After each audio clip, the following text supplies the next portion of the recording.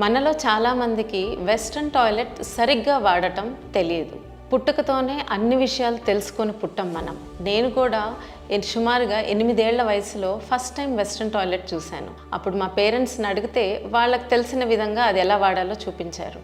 కానీ నేను పెద్దయ్యాక మాత్రమే దాన్ని సరిగ్గా ఎలా వాడాలో తెలుసుకున్నాను. మన భారతదేశంలో 65% మంది పైగా ఇండియన్ టాయిలెట్సే వాడతారు. మరి అలాంటప్పుడు సడన్గా మాల్స్లో కానీ, ట్రైన్స్లో కానీ, ఎయిర్పోర్ట్స్లో కానీ, పబ్లిక్ ప్లేసెస్, హైవేస్ మీద ఎక్కడ చూసినా వెస్ట్రన్ టాయిలెట్స్ వచ్చేస్తే వారికి వాటిని సరిగ్గా వాడటం ఎలా తెలుస్తుంది? రండి, ఇవాళ వెస్ట్రన్ టాయిలెట్ని కరెక్ట్గా ఎలా ఉపయోగించాలో ఒక్కసారికి తెలుసుకుందాం. ఇక్కడ మనం ప్రధానంగా ఇండియన్ టాయిలెట్కి వెస్ట్రన్ టాయిలెట్కి ఉన్న తేడా తెలుసుకుందాము. ఇండియన్ టాయిలెట్ అనేది తడి ప్రదేశము. అంటే ఇక్కడ మనం మన కాళ్ళ మీద కూర్చొని టాయిలెట్ని ఉపయోగిస్తాం. అందుకని కాళ్ళ మట్టి దానికి అంటుతుంది. తప్పకుండా మనం కాళ్ళు కడుక్కోవడము, అలాగే నీటితో టాయిలెట్ని కడగటం చేస్తాము. అదే వెస్ట్రన్ టాయిలెట్లో మనము కుర్చీలో కూర్చున్న విధానంగా కూర్చుంటాము. ఇక్కడ మట్టి అంటే అవకాశం లేదు. కాబట్టి ఇక్కడ తడి అనేది చేయకూడదు. తడితో ఏమీ శుభ్రం చేయకూడదు. వెస్ట్రన్ టాయిలెట్ పార్ట్స్: ఇది ట్యాంక్, ఇక్కడ ఫ్లష్, ఇది లిడ్, దీనిని సీట్ అంటారు, ఇది బౌల్, అలాగే ఇది హెల్త్ ఫాసెట్, అలాగే ఇక్కడ టాయిలెట్ పేపర్ రోల్. దీన్ని వాడకం గురించి చూస్తే ఇప్పుడు మహిళలు యూరిన్కి వెళ్ళేటప్పుడు దీని మీద కూర్చొని వెళ్ళండి. అలాగే పురుషులు వెళ్ళేటప్పుడు ఈ సీట్ని పైకి అనుకొని మీరు టాయిలెట్ని ఉపయోగించండి. ఇది ఉపయోగించిన తర్వాత ఒకవేళ దీని మీద గనక ఏమన్నా యూరిన్ పడితే మీరు మీ ఎడమ చేత్తో ఒక 2 టాయిలెట్ పేపర్ తీసుకొని ఇది క్లీన్ చేసేయండి. ఇది వైప్ చేసి దీనిలో వేసేసి రైట్ హ్యాండ్తో ఫ్లష్ చేయండి. ఫ్లష్ చేశాక ఈ సీట్ని మళ్ళా కిందకి ఉంచండి. మీ తర్వాత కనుక మహిళలు ఎవరన్నా వెళ్తే టాయిలెట్కి కొంచెం నీట్గా ఉంటుంది వాళ్ళకి. ఇక్కడ కొన్ని సైంటిఫిక్ స్టడీస్ ఏం చెప్తున్నాయంటే మగవారు కూడా కూర్చొని యూరిన్కి వెళ్ళడం వల్ల 2 ప్రయోజనాలు ఉన్నాయని సూచిస్తున్నారు. ఒకటి, కొందరిలో ప్రాస్టేట్ గ్రంథి వల్ల పూర్తిగా యూరిన్ ఖాళీ అవ్వదు. అలాంటప్పుడు కూర్చొని వెళ్ళడం వల్ల కొంచెం ప్రెషర్ ఉండి యూరిన్ కంప్లీట్గా ఖాళీ అవుతుంది. దానివల్ల వాళ్ళకి యూరిన్ ఇన్ఫెక్షన్స్ రాకుండా ఉంటాయి. అలాగే రెండో విషయం ఏంటంటే ఇంట్లో ఆడవారు కూడా ఒకే టాయిలెట్ వాడుతున్నప్పుడు కూర్చొని వెళ్ళడం వల్ల ఇంట్లోని ఆడవాళ్ళకు కూడా మీ టాయిలెట్ శుభ్రంగా ఉంటుంది. ఇప్పుడు ఆడవారు కానీ మగవారు కానీ టాయిలెట్కి వెళ్తే ఈ సీట్ మీద కూర్చొని వెళ్ళండి. వెళ్ళినాక మీ టాయిలెట్ అయిపోయాక రైట్ హ్యాండ్తో, కుడి చేత్తో ఫాసెట్ తీసుకొని ఇది లోపలికి పెట్టి మీరు ఎడమ చేత్తో కడుక్కోండి. కడుక్కున్నప్పుడు ఈ చెయ్యి కూడా ఇక్కడే కడుక్కోండి. కడుక్కొని ఈ చుక్కలు ఉన్నాయి కదా, ఇవన్నీ ఇక్కడ పడిపోయే వరకు 1 సెకండ్ ఇట్లా అని తర్వాత హెల్త్ ఫాసెట్ని తిరిగి దాని స్థానంలో పెట్టండి. ఇప్పుడు మీరు గుర్తుంచుకోవాల్సిన విషయం, ఎడమ చేతిని ఎక్కడ మీరు టాయిలెట్ వేరే చోట్ల టచ్ చేయకండి సోప్తో కడుక్కునే వరకు. ఒకవేళ ఇది చేసినప్పుడు మీకు దీని మీద ఏమన్నా నీటి చుక్కలు కానీ ఏమన్నా పడినట్టయితే ఒక 2 టాయిలెట్ పేపర్స్ తీసుకొని నీట్గా దీనిని తుడిచి ఇప్పుడు ఫ్లష్ చేయండి. మీ కుడి చేత్తోనే రైట్ హ్యాండ్తో ఫ్లష్ చేయండి. ఇప్పుడు సింక్ దగ్గరికి వచ్చి మీ కుడి చేత్తో ట్యాప్ యూజ్ చేయండి. తడుపుకొని కుడి చేత్తోనే సోప్ తీసుకోండి. అలాగే ఒక 20 సెకండ్లు చేతుల్ని శుభ్రంగా కడుక్కోండి. కడుక్కుంటున్నప్పుడు రింగ్స్ ఉన్నా కొంచెం లూజ్ చేసుకొని వాటి కింద కూడా కడగండి. ఈ కడగడం అయిపోయాక ఈ ఎక్స్ట్రా ఉన్న నీళ్ళని ఇక్కడే చిలకరించేసేయండి, లేకపోతే ఇదంతా కింద పడతాయి. ఇప్పుడు టిష్యూ పేపర్ తీసుకొని చేతుల్ని శుభ్రంగా క్లీన్ చేసుకోండి. నాప్కిన్ ఉంటే నాప్కిన్తో చేసుకోండి. మిగిలిన పేపర్తో ఇక్కడ ముఖ్యంగా ట్రైన్లో కానీ, ఎయిర్పోర్ట్స్లో కానీ, ఫ్లైట్స్లో కానీ క్లీన్ చేసేసి డస్ట్బిన్లో పడేయండి.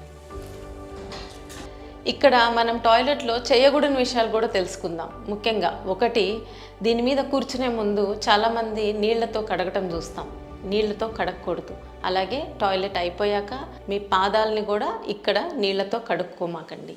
అలాగే కింద ఒకవేళ చిన్నపిల్లల్ని కొంతమంది కింద కూర్చోబెట్టి టాయిలెట్ కడగటం జరుగుతూ ఉంటుంది, అది కూడా చేయకండి. టాయిలెట్ మీద కాళ్ళతో కూర్చొని వెళ్ళడం కూడా చేయకూడదు. టాయిలెట్ బౌల్లో టాయిలెట్ పేపర్ తప్పించి ఎలాంటి వస్తువులు దానిలో వేయకండి. టాయిలెట్ పేపర్ కూడా 2 షీట్లు వాడటం మంచిది. అంతకన్నా ఎక్కువ వేస్తే దానిలో జామ్ అయిపోయే ప్రమాదం ఉంది. అలాగే ఇక్కడ ఫ్లష్ చేశాక, మీరు అయిపోయి ఫ్లష్ చేశాక 1 సెకండ్ ఆగి చూడండి. క్లియర్గా ఫ్లష్ అవ్వకపోతే 1 నిమిషం ఆగితే ఈ ట్యాంక్ మళ్ళీ నిండుతుంది నీళ్ళతో. అప్పుడు 2సారి ఫ్లష్ చేయండి. అలాగే ఏదన్నా దానిలో స్టక్ అయిపోయి ఉంటే గనక ఈ హెల్త్ ఫాసెట్తో దాన్ని క్లీన్ చేసి తర్వాత ఫ్లష్ చేయండి. మన భారతదేశంలోని కొన్ని అంతర్జాతీయ హోటల్స్లో కానీ, అంతర్జాతీయ విమానాశ్రయాల్లో కానీ, అలాగే మనం దేశం విడిచి అమెరికానో లేకపోతే లండన్ ఇలా కొన్ని దేశాలకు వెళ్తున్నప్పుడు మీకు వెస్ట్రన్ టాయిలెట్లో నీటితో కడుక్కునే సదుపాయం ఉండదు. అక్కడ హెల్త్ ఫాసెట్స్ ఉండవు. ఒక్క టాయిలెట్ పేపర్ మాత్రమే ఉంటుంది.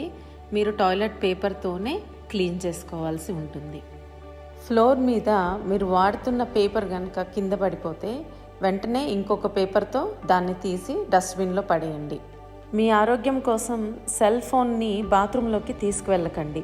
ఫోన్ మీద క్రిములు చేరటం ఒకటైతే 5 నుంచి 10 నిమిషాల కన్నా టాయిలెట్ సీట్ మీద కూర్చుంటే క్రింది భాగంలో రక్తనాళాల మీద ఒత్తిడి పెరిగి పైల్స్ రావడం, అలాగే కండరాలు బలహీనపడి తర్వాత మూత్రం లీక్ అవ్వటం లాంటి వేరే సమస్యలు రావచ్చు. ఇక్కడ ముఖ్యంగా ఆడవారికి 2 అంశాలు. ఒకటి, వాళ్ళు వాడిన ప్యాడ్స్ కానీ ఎలా డిస్పోజ్ చేయాలి. మీరు వాడిన ప్యాడ్ ఉంటే దానిని క్లోజ్ చేసేసాక టాయిలెట్ పేపర్ తీసుకోండి. కేవలం ఒక 2 షీట్స్ తీసుకుంటే చాలు. టాయిలెట్ పేపర్ తీసుకున్నాక దీనికి వెనకమాల గమ్ ఉంటుంది కాబట్టి దీన్ని క్లియర్గా ఇలా స్టిక్ చేయండి. స్టిక్ చేసి మళ్ళా దాన్ని ఒక్కసారి ఇట్లా నొక్కితే ఇది స్టిక్ అయిపోతే ఇది ఇంకా ఓపెన్ అవ్వదు. సో ఇట్లా అన్నా చేయొచ్చు. లేదా దీంతో పాటు మీకు వచ్చిన కవర్ ఉంటే కనుక దానిలో పెట్టి మాత్రమే దీన్ని డిస్పోజ్ చేయండి. డస్ట్బిన్లో వేయండి.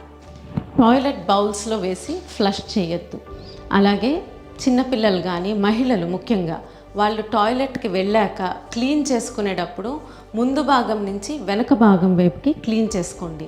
ఎందుకంటే మహిళలకి చాలా సున్నితంగా ఉంటుంది, తేలికగా యూరిన్ ఇన్ఫెక్షన్స్ వస్తాయి. సో మహిళలు టాయిలెట్ అయ్యాక కంపల్సరీ ముందు నుంచి వెనక వైపుకి క్లీన్ చేసుకోవాలి.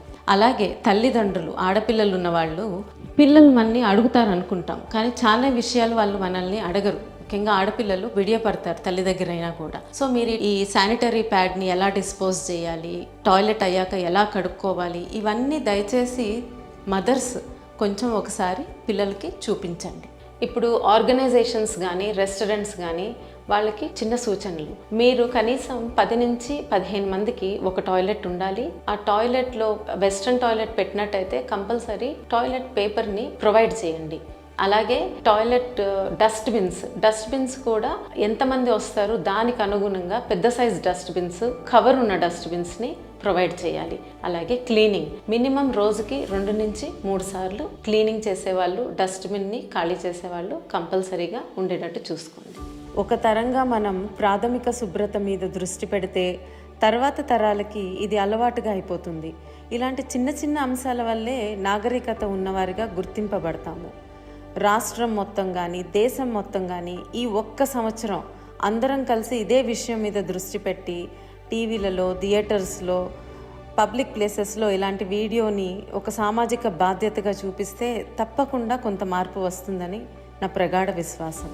చివరిగా నేను పేరెంట్స్ని రిక్వెస్ట్ చేసేది ఏంటంటే, ఒక్కసారి మీ పిల్లలతో వెస్ట్రన్ టాయిలెట్ కానీ, సింక్ కానీ ఇలాంటి ప్రాథమిక పరిశుభ్రతకు సంబంధించిన విషయాలు దగ్గరుండి చూడండి, వాళ్ళు సరిగ్గా వాడుతున్నారో లేదో. అలాగే పిల్లలు కనుక ఈ వీడియో చూస్తుంటే మీ పేరెంట్స్కి కూడా నేర్పించండి. Thank you.